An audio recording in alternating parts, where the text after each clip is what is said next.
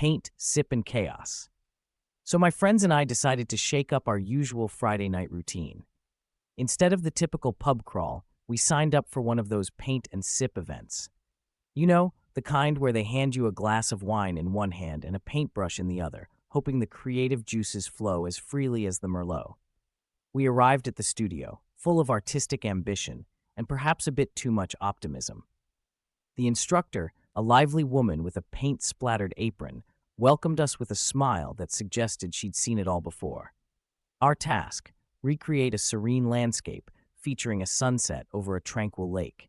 Easy enough, right? As the evening wore on, the sips turned into gulps, and our tranquil landscapes began to take on a rather abstract quality. My friend Dave, who's always been a bit of a perfectionist, was the first to crack. He stared at his canvas like it had personally offended him. "This isn't a sunset, it's a crime scene," he declared, flinging more paint in what we generously assumed was an attempt at clouds. Meanwhile, Jenny, inspired by the wine perhaps more than the scenery, decided that lakes were overrated and transformed hers into what she claimed was an avant-garde depiction of a cat. A cat that, to the untrained eye, bore a striking resemblance to a potato. Things really got out of hand when the instructor announced it was time to clean up. In our slightly inebriated state, we mistook the cleaning rags for additional canvases and started a new series of impressionist works. Dave, ever the innovator, attempted finger painting, which might have gone unnoticed if he hadn't dipped his fingers in his wine instead of the paint. The instructor, bless her heart, was torn between horror and amusement as she watched us create what could only be described as modern art through the chaos theory.